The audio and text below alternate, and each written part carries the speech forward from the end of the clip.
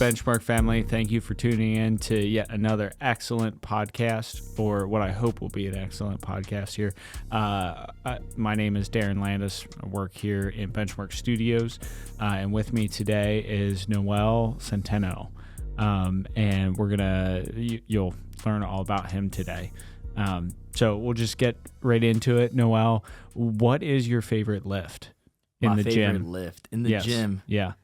It got to be the bicep curls. Bicep curls. You know, I think it just fits well all around in the sleeves and the shirt. It just fits it perfectly. Makes you want to get bigger shirts. Bigger shirts just for the biceps. Just the biceps. What a specific bicep exercise? I'm going to go with the preacher curl. Preacher. Oh, I hate the preacher curl. I think it hits the very important muscle in the bicep, and it gives it the tension.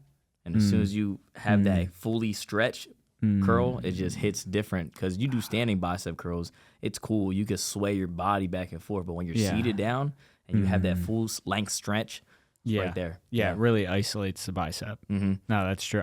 Maybe I'm just old. I just feel like my elbows hurt when I do preacher curls. I think that's even better for the elbows.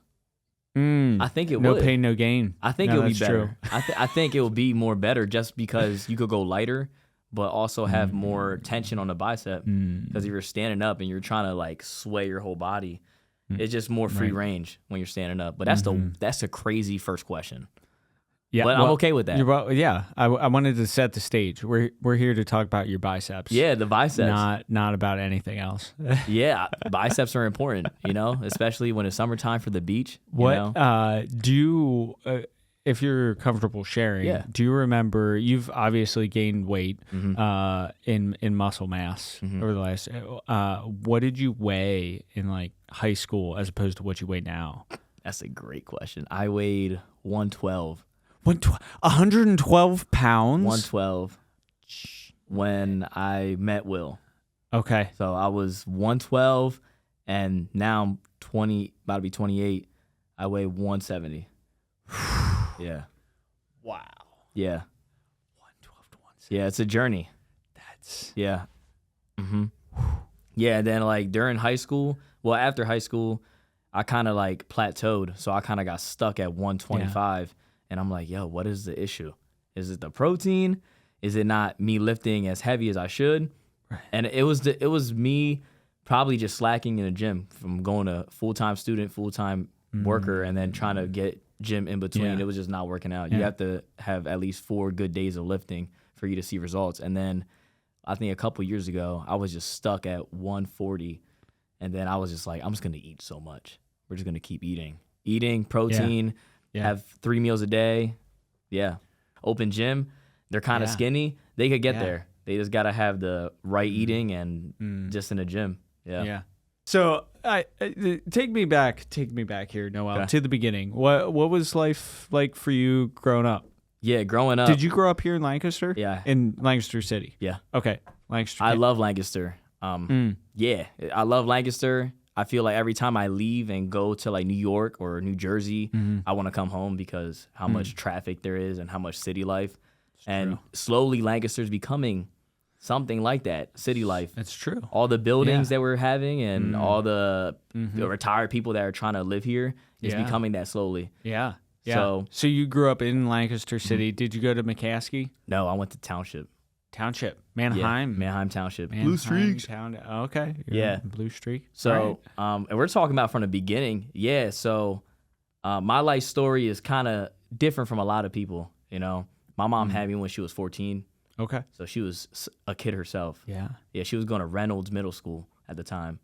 Yeah. And she had me at a young age, couldn't raise me. She was just young herself. So she kind of like passed me off to her parents. So my grandparents raised me, which I call them now till this day my parents, because they raised me from the day I was born until I was 18. So I was with my grandparents the whole time, and my mom played a little part, nothing crazy, and I'm talking about my mom a lot. I didn't even talk about my dad. I met my dad when I was 18. So I didn't have a relationship with him at all throughout my like teenage years and childhood years. Did you always know who he was? No. Oh. Never know who he was. Heard stories. bad stories. Right. My grandpa kind of like talked to me about all the things that he did when he was with my mom and like the road that he kind of went down. And that's why he didn't want me involved with my dad at all. So, yeah. And then my mom was into drug dealers, and that's like her type of, she was attracted to that, you know? She liked people with fast money to get her anything she wants, you know, designer, you know, whatever. But, you know, fast money always has a, you know, it's going to end soon. Quick money's not always good money. Right. But yeah, and then I was raised by my grandparents the whole time. And then around middle school, my grandma cheated on my grandpa with another guy in Mount Joy. And like, she didn't even say nothing. She just walked out and left. So my dad was kind of like struck. Like, he didn't know what to do. And then it was just me and him for a while. And he had a lot of problems going through that process of my grandma leaving him. And my grandpa that raised me after my grandma left, he's not even my blood. So my grandma's my blood, but that was her boyfriend that raised me. Whoa. Yeah. He just raised me after, as soon as she left, he was like, I'm just going to. And how old were you when that happened? Like 13. 13. Okay. 13 years old. You know, I come home from school and my dad's like, you see your mom? I'm like, nah. No, I don't know where she's at. We were looking for her for like a whole day, going to family members' houses. Yeah. Have you seen her? They all knew, but they didn't want to tell us. And then we kind of gave up. And then, from there, my dad's like, I'm just going to raise you. And we're not related whatsoever. It's not my blood. Yeah. I felt like he kind of showed me that you could still love someone if you're not related. You know, like, I'm not his son. Sure. I'm not his grandson, but he still raised me like I was his son and treated me like I was his son. So I give him a big shout out for that, because he didn't have to, you know? Yeah, sure. Well, yeah.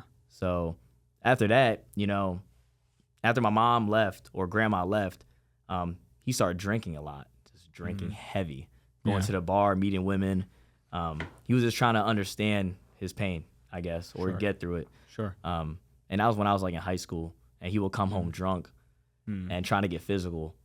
So me, I'm working out with Will and stuff. Right. So I'm like, I'm not going to let him touch me and try to fight me. You know, I have to protect myself, but I try to steer myself out of that house and situation. So when I graduated high school, I went to Thaddeus and lived there and stuff. But Benchmark kind of came into my life. I'm probably going to answer a couple of your questions already. Go for it. All right. So I met Will when I was 16. Yeah. So he was entering my life as soon as my dad like started drinking.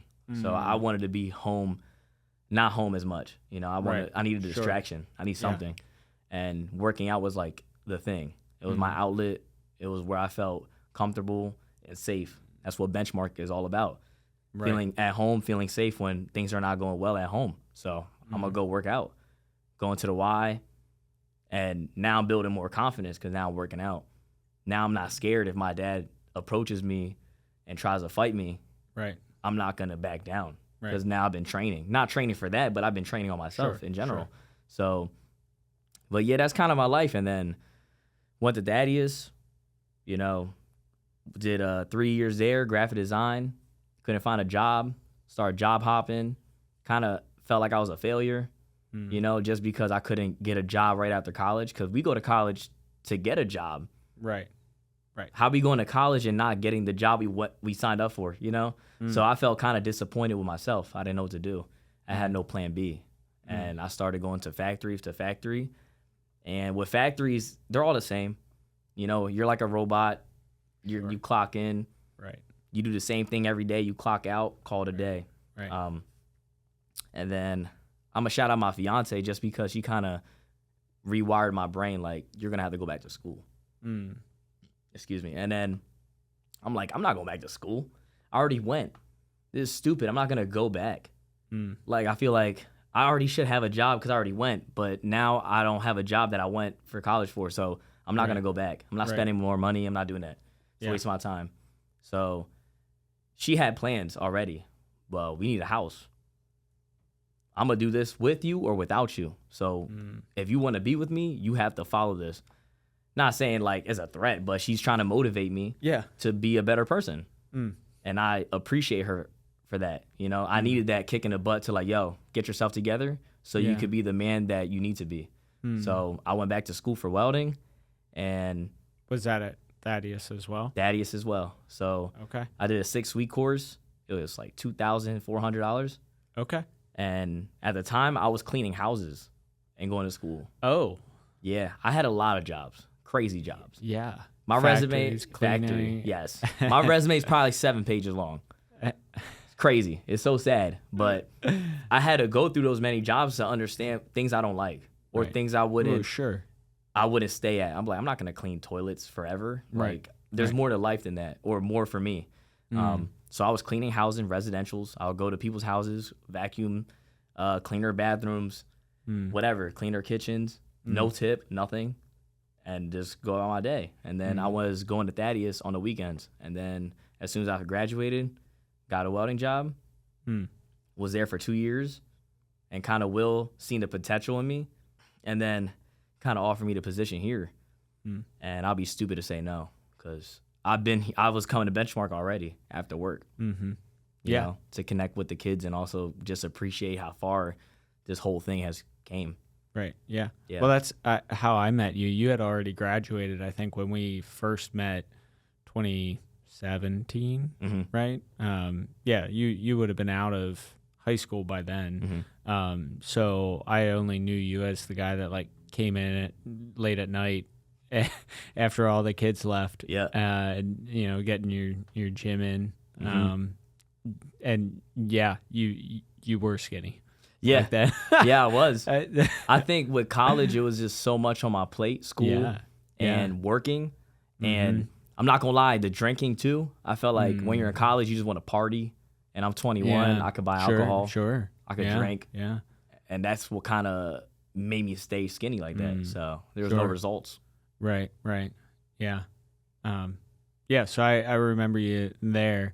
And you always stayed connected. Even, you know, like you always had access to the gym, and so you'd come in and lift when kids were gone, or even in the morning. I think I'd see you there at like 5:30. And so that allowed you to remain connected with Will. And so what did that look like when that opportunity came along? Were you just lifting one day and he was like, hey, we have a job? Literally. Yeah? Is that what it was? I had no idea. Literally, that's exactly. He's like, hey, I think I have a position that you should apply for. And I'm like, sure, just like shoot me the details and I'll say yes or no. And he shot me the details and I was like, yeah, I'll be down. He's like, all right, come for an interview. I was like, cool. Yeah. Awesome. Yeah, I wasn't. So people always think coming to Benchmark, I'm looking for a job. I always told people, like, I didn't come here to look for a job. I knew people were employed here. I knew there was opportunity and stuff like that, but I wasn't thinking that. I already appreciated the space and what it's done for me so far. And it's a free gym, and it's the gym that I've always been connected to. So why not come here every night and just work out and also stay connected with the program itself and also the kids that also come, you know? And I thought, I'm not going to get a job here. I wasn't thinking that. If God was going to lead me down that path, let him lead me down that path. I was not expecting that, you know? I don't know Will's point of view of it, but he said that we went to F&M, and he said that I was working really well at another company, and he wanted that for Benchmark. I want you to work hard at Benchmark. Yeah. And that's what I'm doing. Yeah. Get the right people in the right seat. Yeah. Build that culture. Yeah. Huh. So what kind of welding were you doing? It was MIG welding. MIG, okay. MIG is with, I think it's like a copper wire, and it's gas. So you have to have a gas tank automatically connected to the welder. So it's not like stick welding. You could take it anywhere. It's like a little box. No, it's like a whole machine. You have to keep in one spot. Yeah. And then I made metal grates that got sent to New York, Times Square. I don't know if you ever been to Times Square walking and you see like the sewer, all the smoke come out the grates. Yeah. Those are grates that we made. Okay. And we also made other grates that go underneath the subway for maintenance people. It was like all this stuff. They weigh like 2 tons. Yeah. The grate itself is 2 ton. Not the one that's on the floor on the sidewalk, but yeah, I was underneath the gonna say subway is 2 Okay. ton. Yeah. Okay. So I learned how to read blueprints, build it Right. from start to finish. So I learned how to do all that. Man, what a pivot though to go from welding grates for sewage and whatever, runoff to working at Benchmark program. What's been the most rewarding? Well, I guess I should ask, how long have you been working here now? I've been at Benchmark since I think September. So October, November, December, January, Yeah. almost like 9 months. Yeah. Okay. What's been the most rewarding part for you so far? Oh man, everything. The schedule. Non-answer. The schedule. I used to get up at 5 to work at 6 to get out at 5. So I would do that all the time. Long day. Long day, super long day. So the schedule's awesome. I like waking up at like 6 and then getting ready for like 9. That's great. Yeah. And then another reward, the gym. I could work out with the students. Great coworkers. Everyone brings the energy. Yeah. Everyone loves the purpose of the job. When you work at a welding job, they all hate their lives. You know, they're like, I don't want to be here. Smoke my cigarette. I can't wait to go home and drink beer. Like, that's their type of lifestyle. Me, I'm Mr. Positive. I'm not. You are. I'm not about to go home and smoke cigarettes and drink beer. I'm about to go home and work out. They're like, you work out while working a 10-hour shift? I'm like, yeah, best believe I'm working out after a 10-hour shift. How am I going to stay in line? I'm not going to let anything kind of cut me off that, you know what I'm saying? But the benefits, the people are great. The students are great. Everything, it don't even feel like work, It don't feel like work. It's like I'm already here. Like when I get out of my welding job, I'll come straight here. So it don't feel like work. It's not hard to have that switch. You start appreciating it more. Right. I appreciate everything. Right. Because I could have been at my old job sweating bullets and crying and getting welder's flash and getting burned and the owner not knowing my name when I could come to work every day and everyone knows my name. The owner knows my name, Yeah. The donors know my name. Like, it's just better. I feel way more happier. But I do appreciate what I've learned in welding too because it got me a house. It got me to pay for my fiance's wedding ring. Like, it got me to where I needed to be, but we just took it up another step. Yeah. So would you say your relationship with your fiance was kind of the driving force or motivator for you while you worked all of those jobs, like factory jobs, everything you did up to welding and then through welding? Was that the main motivating force for you? Yeah, I think her coming into my life kind of molded me into the person that I needed to be. I think I was very immature for a 24-year-old. Just didn't save money. What's the point of saving? There's no goal that I'm trying to save for. Her goal was for a house and emergency funds. Me, I was like, I'm just going to blow my check. What I got to save for? Buy whatever I want. Who cares? But she kind of put that in my head like, yo, you got to save. Emergency, house, whatever, you know what I'm saying? We're trying to build generational wealth. We're trying to give our kids the life that we wish we had when we were kids. And I'm not even thinking that far ahead. I'm like, kids? What are you talking about? What are you talking about, kids? What? Hold up, slow down. I'm not even 30 yet. Let me enjoy my 20s. But now I'm like, yeah, she's right. I have to be this person. So when I have kids, they can have the better lifestyle than me when I was a kid, Both parents together, a house. I never had a backyard until 2 years ago. Never had a backyard. Never had a backyard, never had a basement. I never did laundry in my own house. I always had to walk and do laundry like at a corner or something like that.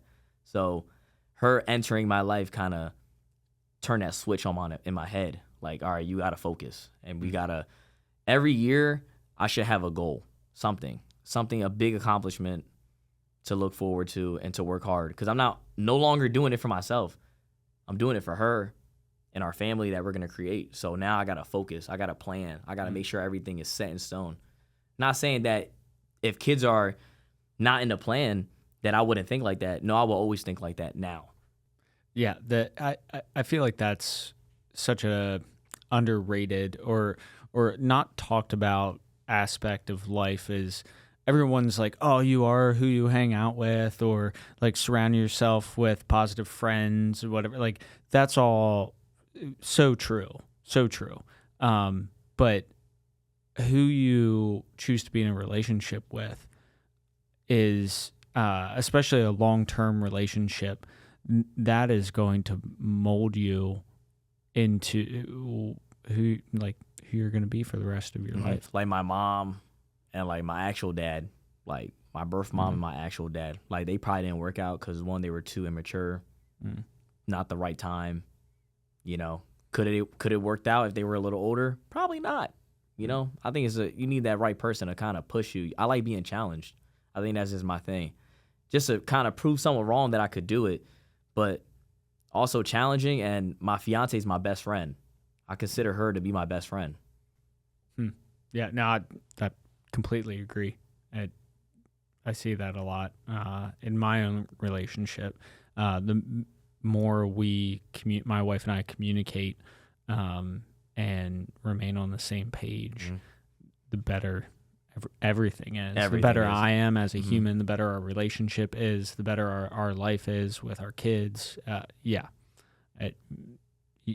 got to be able to push and pull each other, and knowing where they're weak and where you're weak and recognizing that and trying to support each other is key in that. Yeah, sure. Great point. That I'm so happy for you. Thanks, that dude. You felt like, because you didn't, like, sure, you've changed, but you as a 24-year-old as opposed to now as a 28-year-old, there was no like massive moment of change in your life or whatever. Like you had the ability at 24, at 23, at 22 to be the motivated, goal-driven person you are now.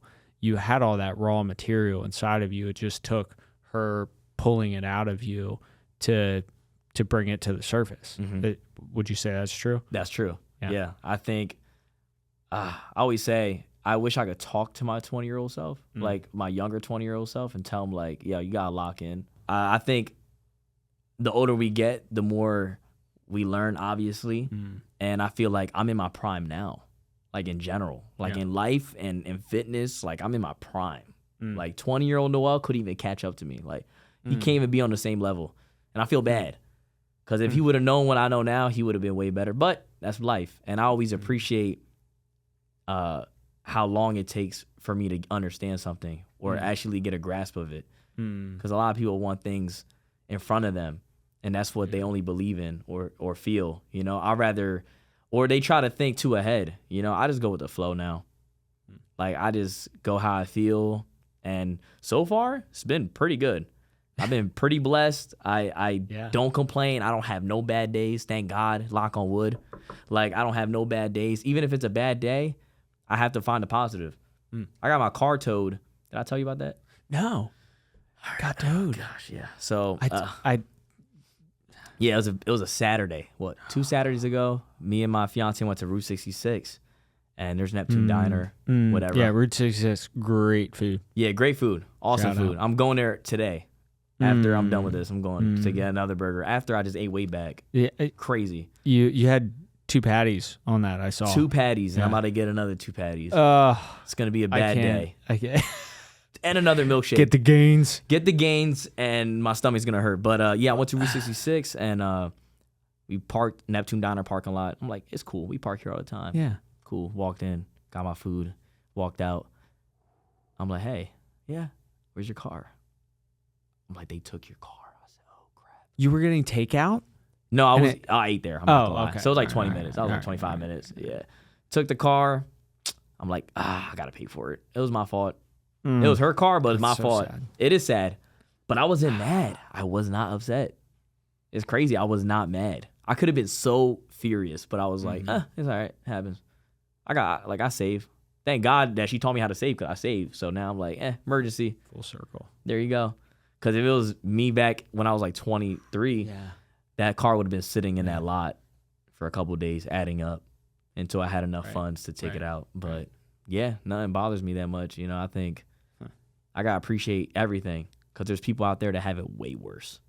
So my little thing is not even compared to other people's stuff. So I need to chill out and just like, okay, my car got towed. Cool. I need to learn my lesson. 1, not park there. 2, I have the money for it to take it out. So why am I stressing? Because it got taken away. It happens. At least I was prepared. You know, if I wasn't prepared, it'd be a whole different story. I'd probably be upset because like I don't have the money. Now I gotta call my dad. I gotta take a loan out. Blah blah blah blah. That would have been a whole story. But I was kind of prepared for that, and I wasn't upset. So made me appreciate my feelings. Yeah. What a switch there. Go from my car got towed to wow, I've been saving. This is not something I used to do. I'm prepared for this moment. Yeah. That's awesome. Yeah. I think our emotions could do good or worse to us. It depends how we learn how to control them. But even in the moment, I mean, your reaction is one of the few things you can control in this world. Yeah. There are so many things that you cannot control at all. Nope. Except your reaction.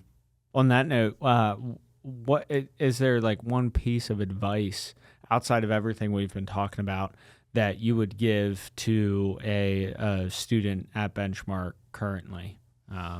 Wow. That's a hard question. I'm just gonna I give advice to a lot of people, even students and adults. So I think coming up with a bunch of plans for your life. Listen to the people who are successful in life, you know. Listen to people who have been through what you've been through, but look how they turned out. I think our job, because we're so much older than half our students, is to tell them which door to pick instead of them picking the wrong door. Because we picked the wrong door already.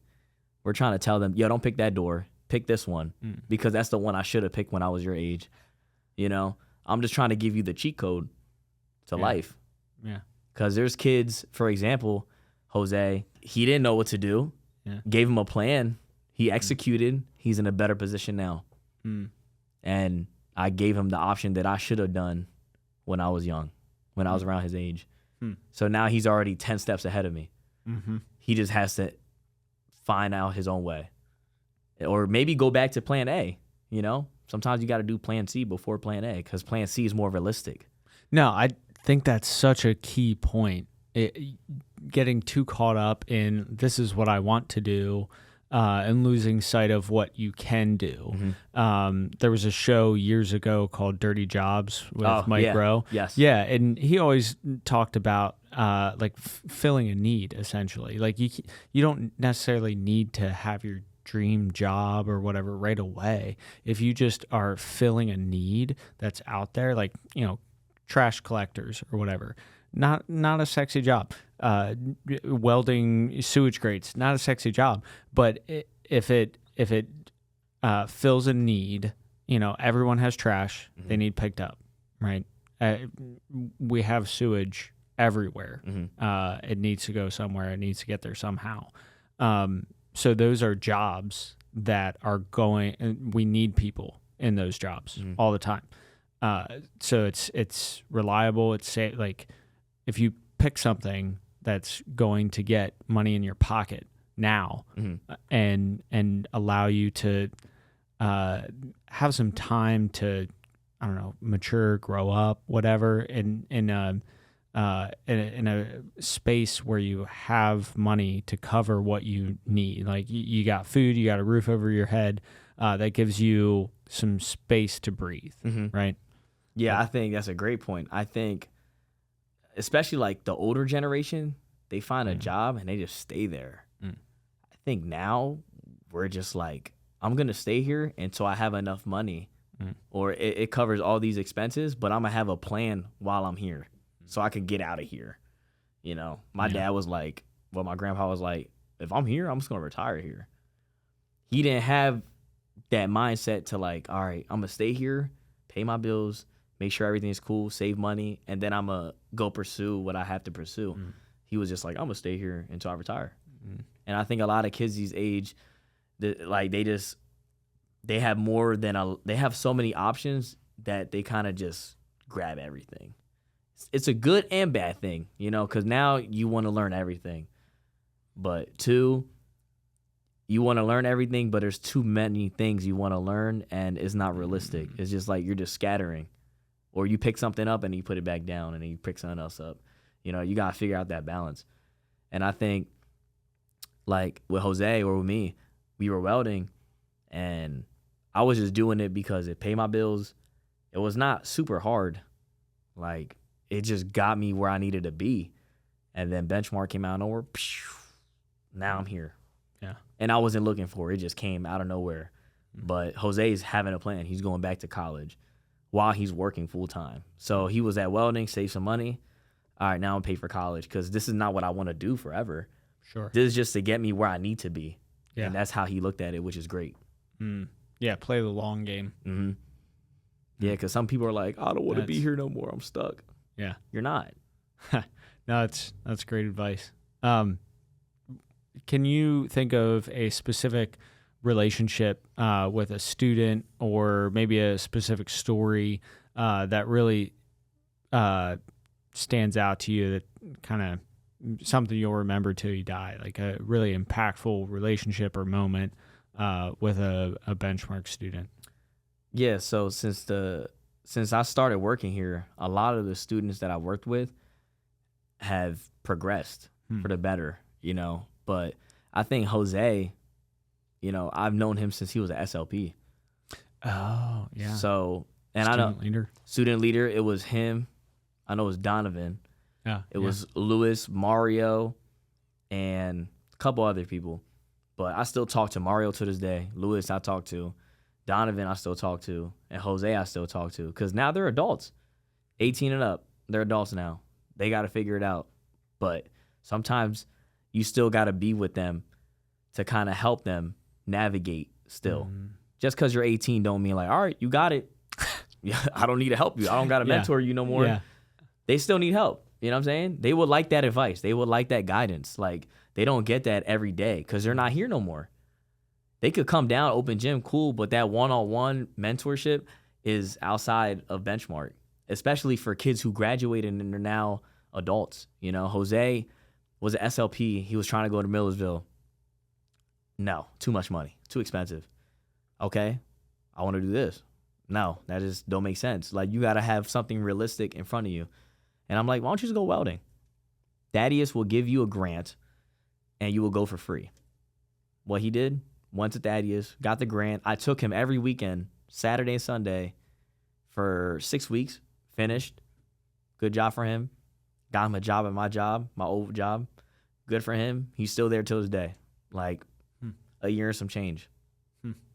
Now he got a car, he got an apartment, doing great. Now what's next? Now it's either he figures it out for himself, but I'm always here. He can ask me for my opinion. I'll be completely honest with him. I do not hold back. So he might hate what I'm about to say, but hey. Yeah. So I feel like those students or any student, they're going to get to that point that they're too old enough for Benchmark, but we're still here to help no matter what. To kind of give them advice and guide them. Because that's what we do. Don't matter how old you are.